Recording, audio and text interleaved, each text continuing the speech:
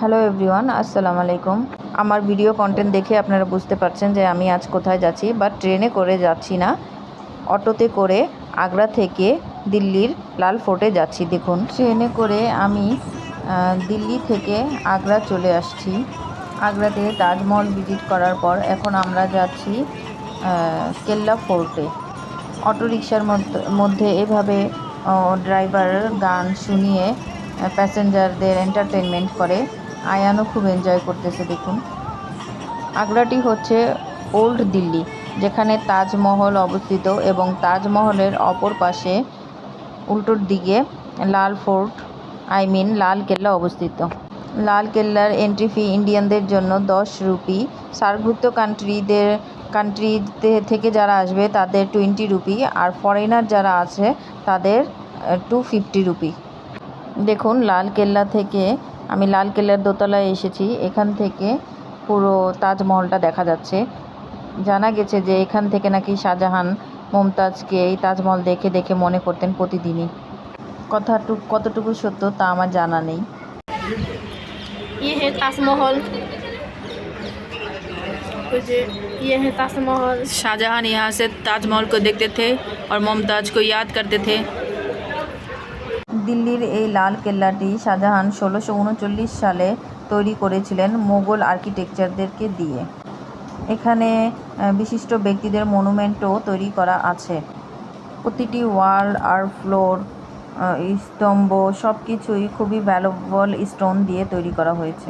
যেহেতু এটি একটি হিস্টোরিক্যাল প্লেস, তাই সবাই এখানে আসে এটি দর্শন করার জন্য। স্কুলের স্টুডেন্টরাও এসেছে। তারপর আমরা চলে আসলাম 3য় তলায়। এখান থেকে তাজমহলটি সম্পূর্ণই দেখা যাচ্ছে। রাস্তার ওই পারে তাজমহলটি দেখা যাচ্ছে। দেখুন, তাজমহলকে ঘিরে যে নদীটি আছে সেটি হচ্ছে যমুনা নদী।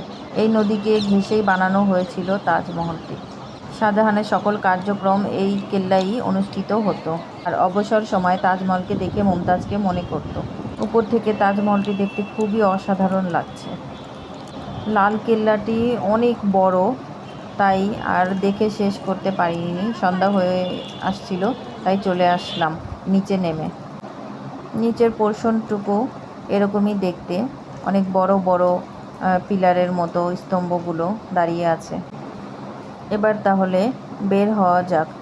বের হয়ে আমরা তারপরে চলে গেলাম কিছু খাওয়া দাওয়ার জন্য। আয়ান পানিপুরি খেতে চাচ্ছিল, তাই ভাবলাম যে ওকে একটু পানিপুরি খাওয়ানো যাক। আগ্রাতে গেলে আপনারা তাজমহলের সাথে সাথে কেল্লা ফোর্টটি অবশ্যই ভিজিট করবেন, তাহলে আপনাদের কাছে খুবই ভালো লাগবে আর আপনারা সকল বিস্তারিত জানতে পারবেন। তারপর আমরা কেল্লা ফোর্ট থেকে বেরিয়ে আয়নকে পানিপুরি খাওয়ালাম। আমি নিজেও কিছু পানিপুরি খেলাম, বাট প্রচণ্ড ঝাল ছিল, তাই আর খেতে পারছিলাম না। খাওয়া দাওয়া শেষ করে আমরা তারপর চলে গেলাম আমাদের নেক্সট স্পটে। যাক, ভিডিও আর বেশি লম্বা করব নয়, আজ আর নয়। যদি আমার ভিডিওটা আপনাদের কাছে ভালো লেগে থাকে তাহলে লাইক, শেয়ার আর সাবস্ক্রাইব করবেন প্লিজ। সবাইকে বিদায় জানিয়ে আজকের ভিডিও এখানেই শেষ করলাম। আল্লাহ হাফেজ। সবাই ভালো থাকবেন, সুস্থ থাকবেন।